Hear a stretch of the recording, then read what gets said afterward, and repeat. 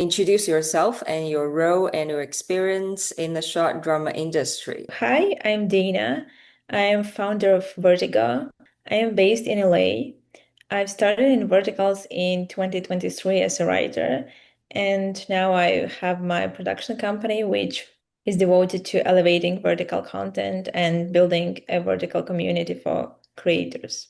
You're very welcome to share updates about VertIGo and why are you doing that? I feel like vertical space has a lot of potential, but we are not living up to it just yet.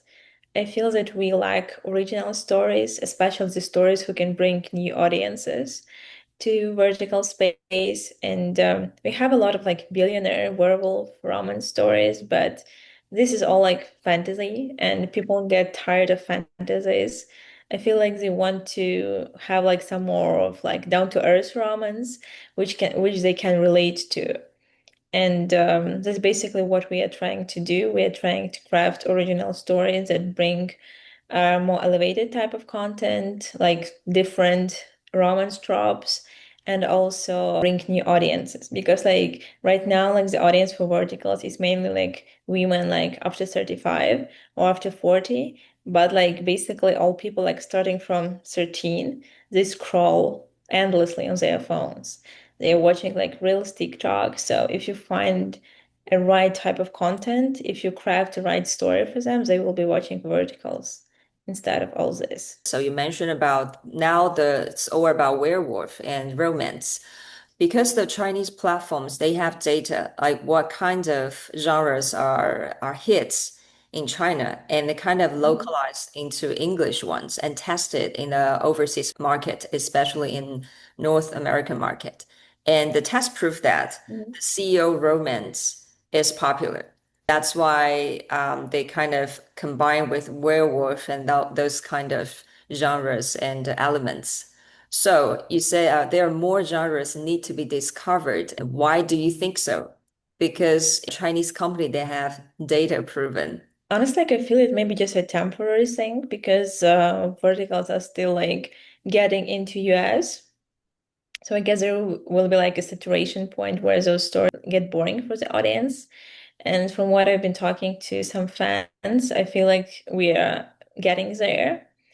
And like big platforms like Real Short, Drama Box, Short Max, they have their audiences and they will still continue watching those CEO billionaire romans. But apps who are just trying to get into a market, especially like US apps that will be launching like this year or the beginning of next, I feel like it's basically their only competitive advantage, like to introduce type of content to grab new audiences. Because how they can grab audience, like if like you can't compete with those platforms who have like hundreds of shows releasing like every week, like they have much bigger libraries. So I feel like that's the only way they can get into this market and stay more competitive. And I feel like it's worth taking risk. And like once like you can't get the data on something you haven't tested. Like if no one is doing like other tropes, how you can tell that it's not working? Like maybe we just didn't try it. Yeah, exactly.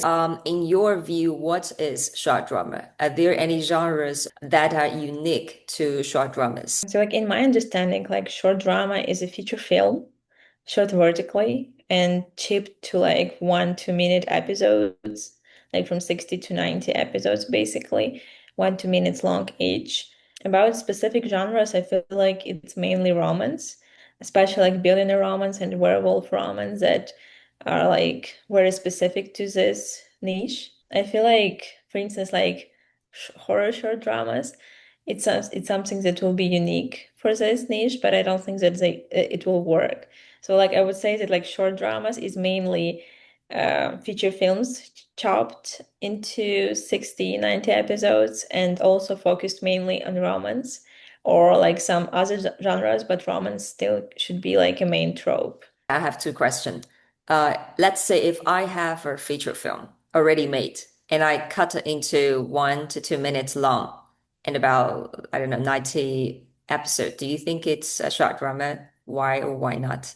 So like ideally it wouldn't be a short drama because short drama needs to have a hook in the beginning of each episode and a cliffhanger in the end of each episode. But I feel like if you edit your feature film accordingly, or for instance, if you like put a big hook in the beginning, like big hook enough that will drag the audience for the remaining episodes, it can be qualified as short drama as well. Why do you think romance will be the dominate of short dramas? Still the female as a main audience for verticals for now.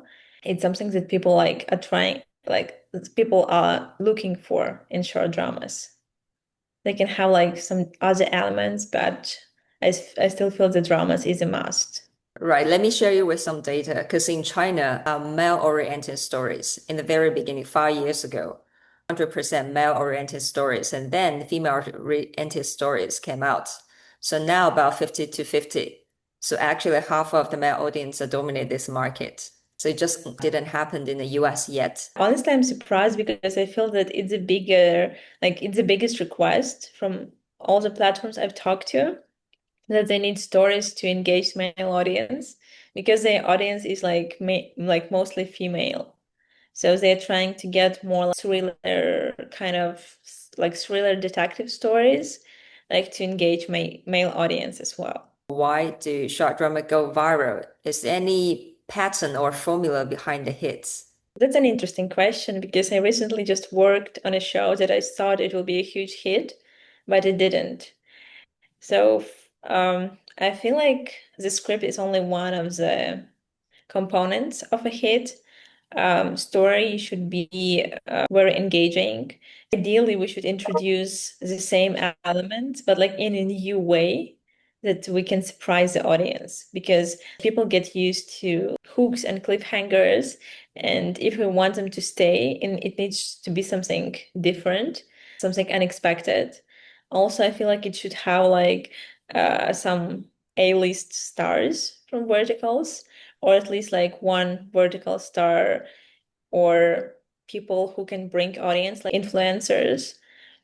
And editing also, I feel matters a lot because sometimes even like the best footage can be spoiled in post-production if you don't put it in the right way. So I think like it has a lot of factors to being viral. And sometimes I also feel like it depends on the timing of the story. Like sometimes the story, I've heard some stories where like focused like specific like for Christmas or something, and they just failed because the production calendar moved and they were released like too early before Christmas or too late, and like no one cared about them. So I think like the timing also matters a lot. And for instance, like if people like are watching a lot of different apps, and like one app like releases something big, like it happened like with Real Short when they released like How to Tame a Silver Fox. I think like a lot of shows made on the other platforms, they just faded away basically in comparison to a hit. Why do you start VertIGo? Working as a writer and then on the production side, I feel like we have a lot of potential in verticals, and we need more elevated content. And we also need a community for people who work in verticals, because in Hollywood for some time they have been and probably still are kind of outsiders. Like not a lot of people even know what a vertical is. So I wanted some like safe place basically for people to unite, to exchange their ideas, to connect with each other, to share their insights. That's why we created VertIGo vertical mixers. We are hosting them like every month so people can come and just connect with like-minded creatives and share their experience on the verticals they work, and maybe like even find some partners to collaborate on the next one. Hi, I'm Maggie Han, founder of Short Drama Alliance. People think short dramas are innovative because it's short or vertical. But the real game changer is paid traffic. That's what reshaped how short dramas are written. I explain this in my booklet, Short Drama Writing 101, links in the description. So how long have you been doing this vertical mixers? So our first one was in February this year, and in August it will be our sixth mixer because we skipped March, I guess. And since then we've been hosting them like every month. How many people are there? It's from 30 to 50 people, I would say. We started like hosting them like for 2 hours, and now we extended to 3 hours because like not a lot of people can like come to the at the same time. So we are kind of spreading, like some people come and go, but we are hosting it for 3 hours now. What about the market? In September, They it's like LA vertical drama market. The idea was to have it less like a Cannes film market, but just for verticals. And why 3 days? Because basically we want everyone to learn more about verticals for sure. And like the first day, it will be like more intro into verticals, like how to get in, what's a vertical format, what are the differences and challenges. Second day will be focused more on production and like basically like medium level. And like last day, it will be like pro level, and we will focus on like challenges and future for verticals and implementing AI in verticals. And in terms of market, we will have a lot of different events. We will have like panel discussions. We will have a network happy hour featuring our mixers every day. We will have like VIP networking for producers and creators. We will have a zone where each platform and production company can hold their booth. They can showcase their project and basically make a presentation of their company. And we are also hosting pitch competition, and we are collaborating with Vertical Festival to screen the finalists of their festival during the market. And we are also doing Vertical Story Lab. So we have like a lot of different events for those 3 days, so like everyone can choose where they want to focus more. I think a lot of drama company apps are actually Chinese companies. Do you connect Chinese companies with the production companies in the US? So right now we are reaching out like to platforms we worked with. I think like every one of them like have some producers flying from China to the productions here. But yeah, like we are open to having as many companies as possible. And we just have a conversation today with a production company in Latin America, which we are hoping to have on our market as well. So we are trying, like it's based in LA, but we are trying to have companies from all over the world if they are open to it. I imagine you talk to many people in the industry. So based on those conversations, how do you see short drama market in North America right now? And the second question is, are there any specific genres people feel are still worth exploring? Short drama market in US, it's still like new. Like I feel like people call it verticals here more. I know that all over the world they're calling it like micro dramas and short dramas. Here is like mainly verticals, as they call it, and people are still exploring it. I feel like there is a big interest from producers, established producers in Hollywood who want to get into this. They see the numbers that it's fast growing and it's something new. It's not something that studios work on right now. So they are trying to jump in. I know a lot of people who are thinking about developing their apps and some who are already doing that. So I think it's just a matter of time when they get on the market. But I also know that like bigger streamers, they are also looking in this direction. And so I feel like if you want to get into this space, you should do it now because like if major streamers get their hands on it, like this market will be competitive. You won't be able to compete like, Netflix or Amazon in terms of production costs and budgets. So I just wanted to add, so basically it got here. Production companies who started like with one vertical per month now are trying to do four or even more. So they're expanding. But on the other hand, more and more companies, especially from China, they're trying to save costs and they are flying actors to China, to Vietnam, to Turkey, to Europe because it's expensive to shoot it here. And that's like the reason like why some productions move to Atlanta and there's still a lot of work to here in LA. I just want to add one thing. In China, there are Mhm. also other big platforms, just like Netflix, Mhm. but not as large as Netflix or Tencent or iQIYI or the other Youku. But they do short dramas as well, but they can't compete with other Chinese platforms. For example, Tencent's app. They can watch long dramas, films, and also there is a short drama section. So you can watch, if you subscribe to this app, you can watch those short dramas for free, but they cannot compete with other platforms. So that's the situation here in China. So we will see if those giants like Netflix into this industry, we'll see how it goes. Because there are some film companies produce big budget short dramas, but it turned out to be a disaster because it's never got a hook. It cannot hook the audience. Thinking method of the traditional format. Often a part of the conversation. Everyone remembers Quibi. Basically, like tried to get this place and like never want to do it because like Quibi failed. Even like when they had like huge budget, so they don't want to risk it. But I feel like if Netflix or other big streamer would do it, I guess they will just hire some of the platforms of verticals that we have right now to do the content for them with bigger budget. For Netflix, you pay like what, like $20 per month? On short dramas, you need to pay like $20 per week. If you have like all that kind of content, or like if you pay like $35, you will have like a bundle of like Hulu, HBO, and Disney, I guess. So like, and it has huge amount of content.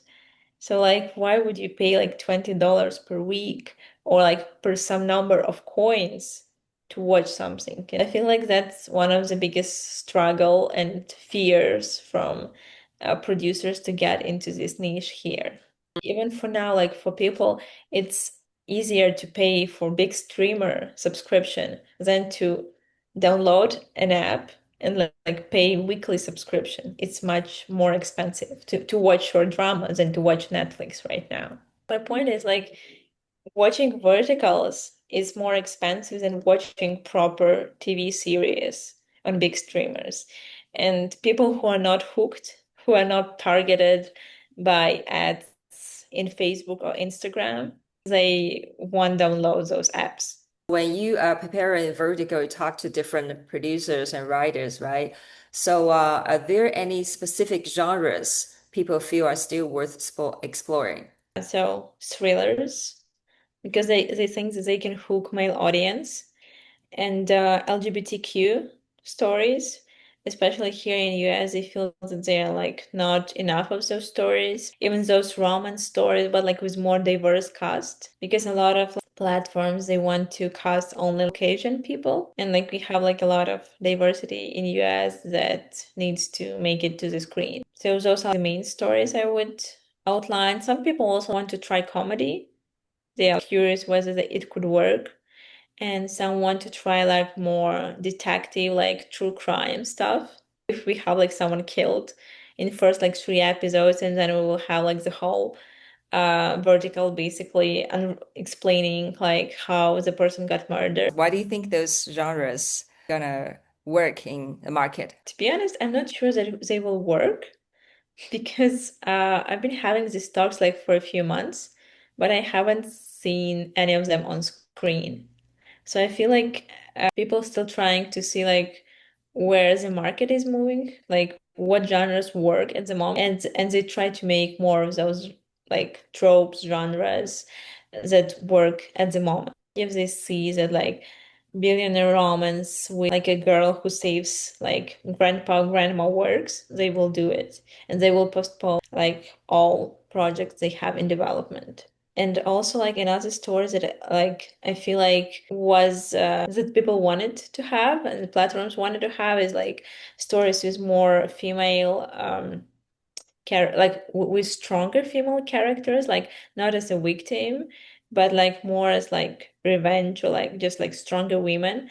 And I feel like we are starting to have more of this, but it's still a part either of like billionaire romance or like some family drama, but just like a bit different arc for the female character. So what do you think the future of short drama looks I like? hope, and I feel like what happened to soap operas, it will happen eventually to microdramas as well. I feel that the content will get more original and elevated. TV series at some point there were only telenovelas and soap operas, and now we have like Netflix and HBO series. I also feel that we can have longer episodes, that it will become more like short films that keep us engaged and are shot vertically instead of like having like episode breaks, which sometimes distract viewers from watching the show. 1 year ago, we had more original locations. I know that like some stories are shot on a beach in the castle. We have cowboy stories. We didn't have like 1 year ago. It was all like is a workplace romance or like mansion-based romance, basically. So I also feel that the production value will increase because basically vertical frame started more as an experiment, but now when we like learn something about what we see actually in vertical frame, I think that also like production design will grow and we will see some nice, beautiful shots and convince everyone that this is also possible in vertical frame.